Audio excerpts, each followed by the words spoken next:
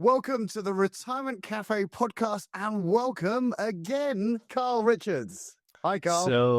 So excited to have this conversation with you. Always a pleasure to have you on. I think this is definitely the second, maybe the third time that we've caught up, and I have fond memories of meeting you in London a few times and on some cold wintry nights and having dinner with you. So for those who can't remember or haven't listened to a previous podcast with you on, Carl, can you just do a little short introduction of who you are and your backstory? Yeah, so the short version is I was an independent financial planner running my own firm, and I had this experience repeatedly where I would be trying to explain a concept to really smart, successful people called clients, and I would be getting blank stares back. And there was this one particular moment where it dawned on me, I can remember exactly who the clients are. It dawned on me that they were everybody I'd had this experience with was super smart and successful, but it dawned on me this time that I was like, wait, these are really smart, successful people, and they're giving me blank stares. And it dawned on me that it must be me. You know what I mean? I was like, oh no, it's not them. So out of an act of desperation, because I was trying to describe a concept that I thought was really important for them to understand in order to make the decision we were trying to make. And out of an act of desperation, I stood up. I was in a shared conference room, and there was this whiteboard. I'd never seen anybody use it. I stood up and drew like a circle and a square and an arrow. And as I recall, it was about a topic that you're familiar with, like saving for retirement, and then just turning the faucet the other direction, like accumulation, and then living off of the retirement assets. Like, so there was an arrow going one way and an arrow going the other way, right? It Right. wasn't that complicated. But the clients were like, oh, we get it now. Once they saw this really, rudimentary, like I wasn't a doodler in high school. I don't have any art background, as it would be obvious to anybody who sees my work. So I was like, wow, that's so surprising. I just thought I kind of got a little addicted to that feeling of the kind of clarity that could come from simplifying something in the form of really clear writing, or in this case, a visual. So I did it again. I didn't make any grand conclusion. I just did it again. And then I did it again, and I did it again. And after a couple of years of that, I'd started putting them up on early internet blogs, and one thing led to another, and the New York Times asked me to do it for them. And I did that. I did that column once a week for a decade, and that led to the books, and that's led to this most recent book. So that's a little bit of history. Yeah. I mean, just picking up on that one thing, 10 years, right? Doing a sketch. I mean, every week for a decade. Did you ever on, I don't know what night or day it went out, but did you ever get to kind of the midnight the night before going, what on earth am I going to draw? Yeah. No, this is actually interesting. I think for your listeners as well. Not even the night before. Sometimes I remember I had to get it in at like 10 a.m. or something on Thursdays, as I recall. And there was a lot of days where I was just like, I don't know what to do. And what was so interesting to me, that sometimes the ones where I was like, oh, nailed this. This is the best thing I've ever done, were greeted with silence, like, yeah, they ran them. But, and then sometimes the ones where I was like, I got nothing today, I guess and I was like, I remember even putting him on the Fujitsu snap scanner and hitting send to my editor and thinking, this is it. You know what I mean? Like, they're going to say, sorry, the column was called The Sketch Guy. He was like, I just imagined this email coming back like, the sketch guy's over. Often those were the ones that did the best. And so I learned from that to kind of fire myself from the job of deciding whether my work was good or not. Like, I'm the last person on the planet who should have that job. Like, you're very bad at that job. Like, of course you have standards, but so anyway, yeah, there was plenty of those moments where I was like, what? Oh boy, I hope this works. And there were plenty that, when you do it for 10 years, there's 500 of them there. I mean, if I've got 100 great ones, that's a pretty good batting average, I guess. Yeah. I can just imagine you kind of surrounded by scrumpled up pieces. That's exactly right, over my shoulder. It was a stack of cardstock and a Sharpie, and I would just be like, no. It's much easier now with the iPad. Yeah. At least I don't have to throw anything. Of Yeah. course. So Yeah. this brings us to your latest book, which I've had the fascinating opportunity to read it early, and of course it is now out in all good bookstores. Your Money, and 101 sketches explaining, your emotions around money. Tell me Yeah. more about the kind of inspiration for it. Yeah, so my last book came out 11 years ago, and I've been Gosh. almost every month saying no, like to agent or publisher, just like, no, I don't want to, no. Because mainly I was focused on conversations. I was having so many great conversations, and it just sort of happened about that time in history that, like podcasts and, became a thing. And so I was really enjoying that and thought, like, I'll probably never write another book. And then what I noticed was, and we've noticed this for as long as this work's been going on for me, that people send us these emails that will say, hey, I printed this sketch out and I pinned it to the bulletin board at work, or I taped it to my fridge at home. And what I noticed in these emails was nobody ever said, like, it's visually beautiful or it was striking or it's a piece of art. What they said was, you wouldn't believe the conversation that started between me and a coworker, or this conversation that started with my daughter. And I was like, okay, super interesting. My whole career at this point is about conversations, meaningful conversations about like what it means to live a rich and meaningful life. And I was like, well, maybe a book, especially in the physical form that we did it at, it's like for your YouTube folks, it's 7 by 7. It's soft cover finish. So they wanted to do hardback and I wanted to be less pretentious than that. So it's this beautiful matte finish. It's really meant to be, and then on the back, I even say this is not a book, it's a conversation grenade. Like Mm. throw it in a room and conversations will break out. And so that's kind of why I did it.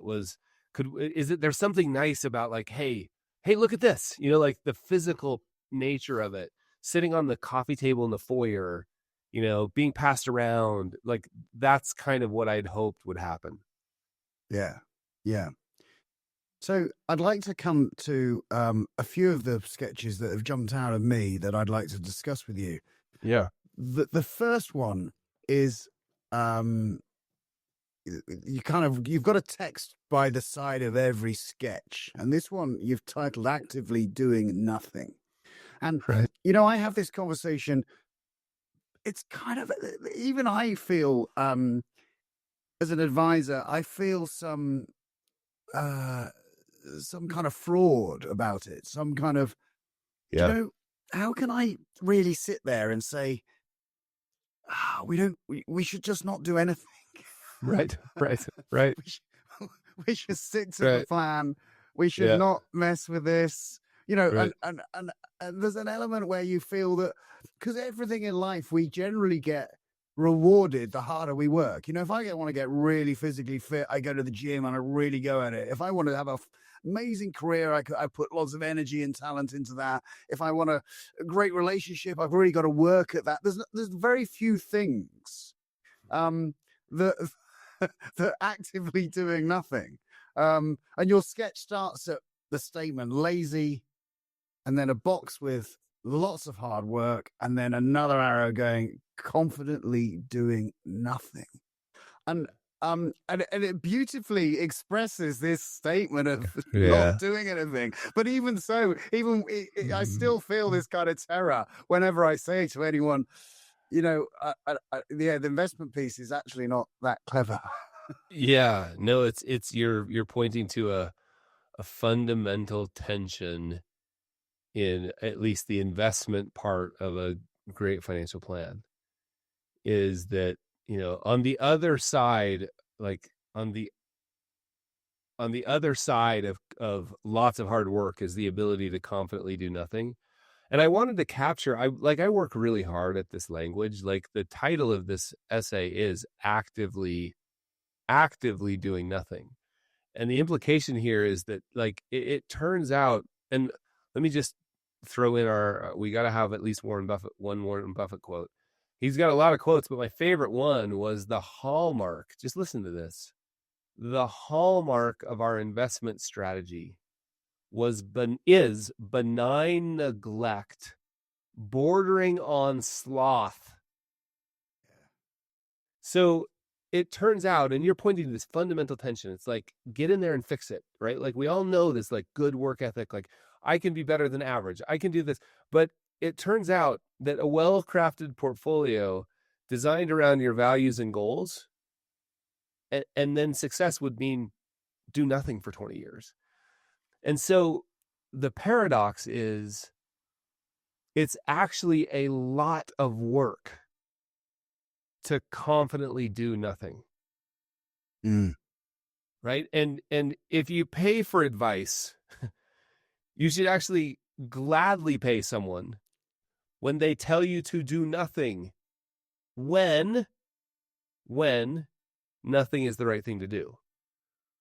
And you're so often, like, if you're not invested, I often refer to it as like investing like an adult, right? If you're not invested like an adult, this doesn't apply, right? You got to figure things out, like, and it's not going to work. We all know that. But if we get invested based on the weighty evidence of history, it turns out that that's a lot of work to understand someone well enough to feel confident that as a client. It's a lot of work to feel confident that you have been thoroughly diagnosed by your advisor. They understand that they get you, they know where you want to go, right? They've diagnosed before they wrote the prescription.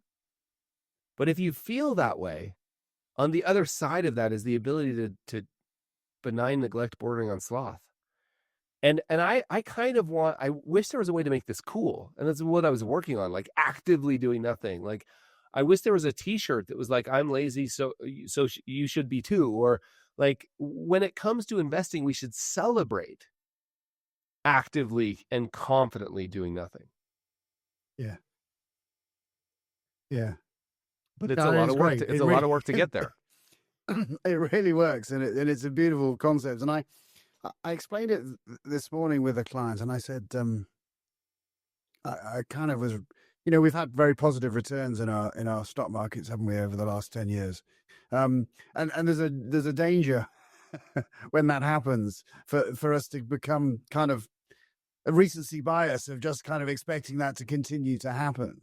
Yeah. And in the words of Nick Murray, I kind of run the lifeboat drill. We hope that we never need the lifeboat, but just, I back tested the equity portfolio that I have clients in, and just said, look, let's just look back in history and just understand there were periods of decline. And by the way, it's really good news. And by the way, it's really good because first of all, I've seen you haven't looked at your account once this year since your last review. And secondly, when you came in, you were curious about what the number is and pleasantly surprised. Right. Now, this to me is an educated, well-placed client. They've absolutely done the right thing, and they've just gone, let's see. I love it. Can I just say something about that real quick? Because I love that. What you're pointing to too is there's a whole nother layer of value that was just delivered. You got your life back. Not only is it the right way to invest, there's a side benefit, which should be the main benefit, of course. The side benefit is you get your life back. Like, think of all the time you were spending worrying about that or thinking about that. We had a client once who tracked how much time he spent, that he tracked how much time he used to spend, that he was no longer spending. It was 4 hours a week. If I do my math right, that's 208 hours a year. If you count on being asleep a certain number of times, it was something like 11 days. He told me this. He was like, you've given me back 11 days of my life, a year. He's like, I'm going to spend a couple at work, but mostly I'm going to use those with the kids. Yeah. Fascinating. Yeah. Very cool. Yeah. Yeah. Brilliant. Right. Let me turn to the next beautiful sketch, which you've called the spending practice. And this is, again, another thing that really interests me is you've got your values and an arrow coming around at the bottom where you say you're spending, and then you're spending linking back to your values. Mm-hmm. Now, I love it, and I want you to unpack it, but the statement, your values, they're easy 2 words, but actually unpack those. Yeah. Yeah. That to me is the primary work of real financial planning. Like the alignment later, like when we start to align your use of money with those values, that is technically rather simple, right? The really challenging thing is to get clear about what we really care about. And this is how many people wake up in their 45, early 50s and say, this is one of the most common conversations I'm having lately. 45 to 55-year-old men generally, because they're talking to me, and they say they look around quietly and they show some evidence of having won, like a balance sheet or an income statement. And then they look around to make sure no one's listening, and they say, "Hey, is this all it was for?" And what I'm pointing to there is it's so easy for all of us to live someone else's life, to live somebody else's goals. My mom, my dad, my brother-in-law, my sister, Instagram, like everybody else has a bunch of goals for us. So getting clear about what we really care about. And one thing I love about spending is that it gives you a chance to practice that 3 to 5 times a day. And some of those things are like the utility bills. Okay, right? Like it's pretty neutral, right? But I can make some decisions each time I spend. And again, I think the problem with like traditional budgeting and even cash flow management is it's all built around shame or pain, or like I'm going to flick myself in the wrist with a rubber band if I spend, or the language is all. I mean, Justin, imagine this. Imagine you have a friend who is the first friend you ever had in your life, and you still see them daily. You still see them every day. And every time you see them, you feel bad about yourself. Right? Like that is spending's role in money, right? It's typically our first interaction with money when we're young. Most of us, our first interaction is spending. And it's still the most frequent way we interact with money. I mean, we see our investments here and there, but we spend 3 to 5 times a day. We pull out that card or the phone. And if every time we do it, we either feel apathy because we've got enough money that we don't care, like it's indifference or apathy, or we feel bad. Either one of those are not great ways to have a relationship with something. And so I'm just suggesting, like, I think your listeners should be the best spenders in the world. They should be world class at it. And the way we do that is we get clear about what matters. We want to spend to the degree that our budget would allow us to. We want to spend lavishly on the things that bring us joy and contribution and a sense of meaning, which is often on others, by the way, right? And we want to cut ruthlessly on the stuff that doesn't. And the key there you're pointing to, the key is like learning to notice which one is which. One's an expense. The other is an investment. Yeah. And just practice. Yeah. That's why I call it the spending practice. It's like anything that we're not good at. How do you get better? Just practice gently. Give yourself grace. Don't worry. If you notice, like when you go to the coffee shop and you pay for your friend and you feel a little shame or ego or put out a little bit, or you notice that you're going to take the family on a trip and you're complaining. How many of us have done that? Let's take the family on the dream trip and then complain the whole time about how much it's costing. Like, why not get full value? You're spending the money anyway. Why not get full value? So that's I think all we have to do is start noticing that a little bit. And then when we notice that we're behaving in a way that doesn't work, make subtle shifts. Yeah. Great. Wise words, Carl. Wise words. My next sketch that I love is Spend the Money. And it kind of follows on a little bit, I think. Yeah. But it's kind of that classic Venn diagram. You've got people you love, experiences, and that intersection of this is probably where you need to be allocating your money. Spend the money. And I think especially for people in our listeners in Retirement Cafe that, they've got to that point, and so often it's well, again, my client this morning they enjoy the last few years of spending the money going to Italy to see family. They have Italian family, and they've done it lots, but the Italian family, their generation is now either departed or in care and Mm, incapable of really, having much communication with them any longer. mm, A- And but they have done it. So they know that period of their life is now probably over. But I'm so glad that they did it whilst that mhm, they could do it.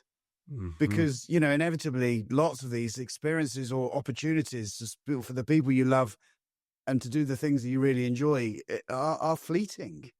mhm. If you don't grasp them and don't take opportunity to spend the money on it whilst you can, and it's not about Mhm. the money, of course, it's about the people that you love and Yeah. the experience of being able to go and visit them. They took Yep. that opportunity whilst they Mm. could. So good. Yeah, so good. You're right. Like it only takes, and we've all had this experience where somebody close to us passes away, and we think like, I'm going to stop postponing living my life, and then we get back in the grind and we kind of forget. And I just think that, and especially like your clients and your listeners, they've probably been successful because they've had some traits that were probably even involved discipline and frugality, maybe delaying gratification, and then you get to a spot where those exact traits were very, very useful for you the past 30 or 40 years. And they're actually maybe I'm going to use this gently, right? Like maybe they're holding you back from some of the things. Like you've been delaying gratification for a long time. It's time to stop delaying it. And we have a mutual friend named Alan that shares this story about having a client that moved from Wales to Argentina. Sorry, all of her ancestors had a bunch of her ancestors had moved, and she'd always wanted to go see the Pumas against the Welsh national team in Argentina, right? But she put it off and she put it off. She said she couldn't, and she was finally like, I can't go do this. It's too expensive. And Alan was like, you could go every year for the rest of your life and it would be fine. And she's like, I can't sit that long on a plane. You could have a lay down bed every year for the rest. Like, it's fine. And she finally went. Like your Italian experience, like it's the same thing. You hear these stories, you're like, so we know at the end of our lives, the things we will regret is it's just trite to even say it anymore. Like you can't take the money with you. You won't regret more time you won't wish you had more time responding to emails. You'll regret the things you didn't do with the people you love. And by the way, these things don't have to be expensive, but they might be. So I'm just saying, if you've got a thing that you've always thought, like, we'll do that someday, and your financial plan says, do it, then okay, what do we do? Just practice. So it's back to practicing. Practice spending the money. Yeah. Like get comfortable spending a little bit of money to the degree that you're able to. And some of that money I pointed to this earlier, some of the most rewarding things you could possibly do is spend money on other people, right? Like in the form of giving and contribution in your community. Why not now? Why not now? Yeah. Yeah. Absolutely. So my final sketch, because I could, I could talk to you about every single one, which would just be fantastic. But That was I the think goal of the we'll have book. to leave we'll have to leave something to people to buy the book. Yeah, sure. um, uh, days or decades, right? Yeah, this is this real conflict of all the kind of in the US you are suffering the same. I don't know whether you're aware of the massive political noise that we've got going on in the UK. I mean, it's just a Really? cacophony of just yeah. And of course, in the US, you have something very similar going on. Yeah, I can't imagine it being worse anywhere else, but yeah. I know. It's funny, isn't it? It's funny on that basis. And uh, in fact, you're probably aware, but I'm just reading Ryan Holiday's I don't know if you can see it, new book, Wisdom Takes Work, Mm. and he talks he talks about the Roman emperors and Cato and Nero and Marcus Aurelius and the noise is still going on then. It's Yeah. just Yeah. Yeah. the decline of the Roman Empire, and they're trying to save it. And it's just, Right. Right. you kind of suddenly realize that actually it is just history repeating itself in another Right. in, Right. in another ecosystem. Right. Right. But it is hard, isn't it? Because Mm. we're consumed. However much we try and defend Mm. ourselves from this, noise around us, and kind of go, this is not the important stuff. The long term is the important stuff. It's really hard. Yeah, it is. And there's so much working because you feel like it's important to be informed. But here's an exercise I've been playing lately. Like, try to think back to the last time you read a headline, something in the news, and then you acted on it. Like, we'll just narrow it down specifically about your money. Like, the last time you read a headline about your money, you acted on it, and later you were glad that you did. I've been asking that question for 15 years. I've only gotten one person who was like, I got one. And it was about a tax law change. And granted, that makes sense. But mostly it really, like, the question I've been asking, right? So we know that if you look at your portfolio daily, you will be disappointed 46% of the time or something, right? Like, because 46%, something like that. Don't quote me on the exact numbers. 45-ish% of the days are down. Right. But if you look at it over months, that number goes up. If you look at it over a quarter, that number goes up. If you look at it annually, you're going to be happy most years. And so looking at it daily is voluntarily signing up to be punished. Like, it just doesn't make much sense. And other than maybe it's entertainment for you, maybe it's important at the workplace to feel informed. I don't know. There could be other reasons. Like, some people go to the circus, other people watch CNBC. Like, okay, I can buy that argument maybe. But I have a friend so my daughter recently pulled the plug on all news and Instagram, all social media. And she subscribed to 3 really important magazines. One of them comes twice a month. And then I've got another friend who did the same thing, but now he gets 2 newspapers a day and he reads the newspaper, but he doesn't go online. The difference between reading, I'm just going to say this out loud. The difference between the New York Times homepage and the print is about 500% anxiety. You know what I mean? Like, 500% difference. Like, the print is not, it doesn't flash at you. It doesn't, and then I got one more example. So one of my friends said, no more online news. I just get the newspaper and I read the newspaper. One more example. And this one's my favorite. I was just listening to somebody talk about how they don't read any news ever. And if there's any important event, they know they'll hear about it from friends. They write it down, and they figure if it's of any historical importance, there will be a book about it a year later when it's all settled. They only get their news in the form of books, which I love because there's been time, thought put into that, and so they get their news in the form of books. And I'm like, if you really think about it carefully, like, when has it ever helped? Like, has it ever helped? It's informed me about a bunch of stuff that may not even matter to me, but if it does matter to me, it's almost always out of my control anyway. Yeah. Right. And so that's what I like. It turns out we can choose to look at the news. Every person I've got to do this, myself included, notices a very, very strong increase in well-being. Very, like, turn your phone off for a couple of days, you will feel better. I mean, for a first day, you might feel anxious and worried, but after a little while, you just start to feel better. It's a good sign to me. This is a fight worth having, to be honest. Like, this is something we're fighting for. Getting back to being human connection. I think, Justin, you didn't ask for this, but I'm going to tell you. I think that we're not many years away from 2 classes of humans. One embodied in the world and one in a screen. And all of your listeners, like, next time you're out about traveling in a restaurant, just look around. It's shocking. And I'm as guilty as anybody because there's 300 PhDs on the other side of that bet with me, right? Like, working at Facebook, trying to get me drawn into Instagram.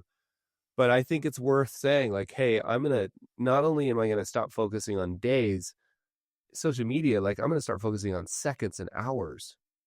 Yeah. right? I'm going to elongate my view of the recent past so I can make better decisions. And fascinating, just coming back to, again, the conversation I had this morning with these clients. When I told them their returns, which were for a well-diversified portfolio, I think they were up 8.5 or 9% on the 12 months they've been invested. And our target over the long term was to beat inflation, which is what it's managed to do, keep the real cost of their money growing against what they're spending. Yeah. But when they said, well, so they went, where have those returns come from? Because, of course, they have been consuming the news. But all the news, of course, is all about bad news. Yeah. So they haven't learned that the share prices are going up. They haven't learned that we've got new technologies emerging into the world that are very exciting, and people are making great advances in society with these things. They've just heard all the bad stuff. So they're sitting there, and because they've been so well behaved by not looking at their portfolios, they're also kind of then confused. It's like, well, hold on, this can't work, surely, because we've just had a year of bad news. So how on earth have we made money? They were coming in expecting, to be 25% down. So wild. So let me just point to it's one. A fascinating, dichotomy again, isn't it? Totally. I remember listening to. Do you remember the video game Farmville? No. It was like a game you played on your phone. Maybe it was, right. But it was a huge game in the U.S. and they had made they're just incredible. And I remember listening to an interview with the head designer of the game Farmville, and the interviewer said, what design principle did you use to make this game so fun for people to play? And he looked confused and said, we didn't design for fun. We designed for anxiety. This is people know that if I can make you feel anxious, fearful, scared, worried, you will keep checking the news. And guess what? I will make more money because I can sell advertising dollars against it. He was like, no, we know if we keep you anxious, you'll return to the game. And I almost feel like I get a little ranty about this just because it feels to me like this is an important conversation for us to be having about what it means to live a meaningful life and start to create a little bit of space to even be asking these questions, to contribute on the local level, to align our spending with what's important to us, to spend the money with the people that we love, right? I think all of those require us to get out of, to use an overused metaphor, out of the matrix and figure out what was it for me? The Saturday evening in the pub with my mates, right? 10 years ago, nobody had their phones in there. Now everybody does. It's losing its feeling, right? Listening to David White talk about the Irish pub life and how emotional patina, right? The feeling you've been coming there for 20 years. And that's what life's about. Not checking your portfolio every week. No. Or your Instagram or TikTok, I would say. Exactly. Anyway. All the things. This has been so fun, Justin. Yeah, really enjoyed talking to you again, Carl, and catching up. I look forward to hopefully seeing you again in the flesh one day soon. Thank you so much for your time. Thank you for yet again another wonderful book. We will be pressing it into the hands of many clients, and I really do recommend for all the listeners and watchers out there, get yourself a copy. Thanks so much, Carl. Cheers, Justin. Thank you.